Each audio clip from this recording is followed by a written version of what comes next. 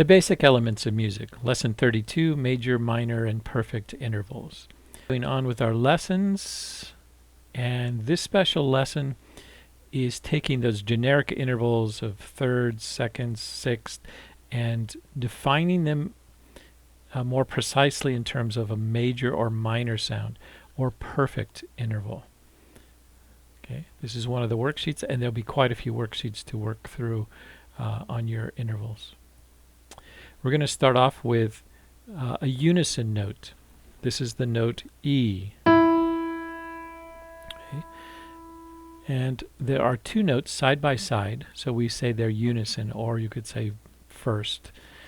On a piano, you would only hear the one E, but if you had two actual live musicians playing this E, they would each bring to it their own special uniqueness, their own characteristic sounds that they make, but it would still be a unison E. Next we have the half step, okay, which is a minor second, which sounds like this.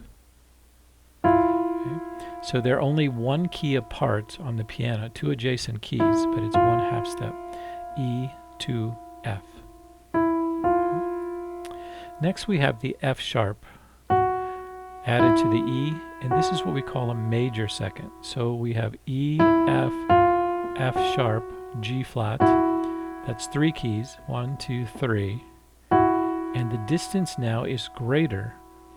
So E to F is smaller than E to F sharp. So the greater distance from the bottom note is what we call the major sound. And this is a major second made up of two half steps or three adjacent keys. And that's the major second sound. Next we have a third, okay, and we have four adjacent keys, E, F, F sharp, G, and these are three half steps, four actual keys, 1, 2, 3, 4, and this is the sound it makes, and we call this a minor third. Next we have a major third. So we still have the same bottom note E, but now we've added the sharp to G, which puts it a little farther away from the E. So we have E, F, F sharp, G, G sharp. So that's five adjacent keys, 1, 2, 3, 4, 5, four half steps, and that gives us that major third. So it's farther than the minor. Here's the minor sound, E and G. Here's the major sound, E and G sharp. Okay. Next we have what we call a perfect interval, and this is an interval of a fourth, A and E. So we have E and A, okay, and that is made up of five adjacent keys, 1, 2, 3, 4, 5, 6 adjacent keys, five half steps. Perfect fourth. Okay. There are two other intervals that we're not going to cover here, but they are extending the fourth and bringing closer the fifth in sound. So we have an augmented fourth, diminished fifth, but we'll cover that at another point. Okay, now we have a perfect fifth, which is 7 half steps, 8 adjacent keys, 1, 2, 3, 4, 5, 6, 7, 8. So that's E and B. We call that a perfect fifth. Okay, next we have the minor sixth, which is 9 keys, 1, 2, 3, 4, 5, 6, 7, 8, 9. So from E to C, a minor sixth, which is 8 half steps.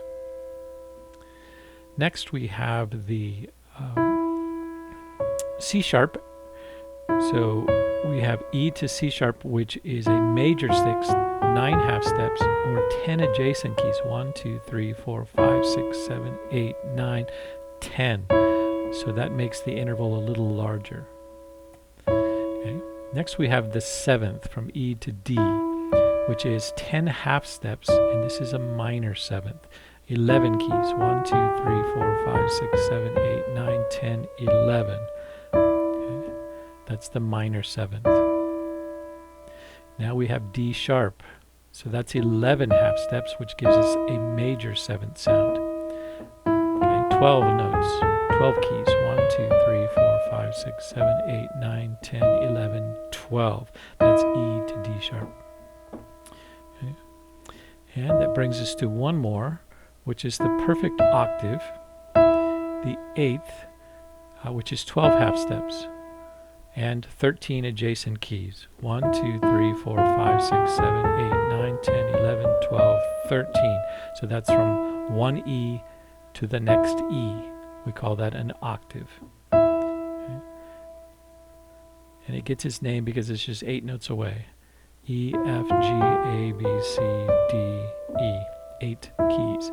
But including all of the half steps in between, it's 13 adjacent keys, 12 half steps. This is a chart you can keep, and it explains the distances between the intervals.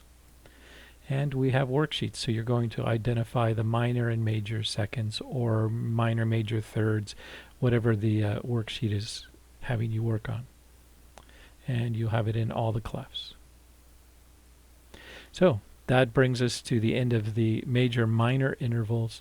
Next we will have our lesson on beginning lesson on scales.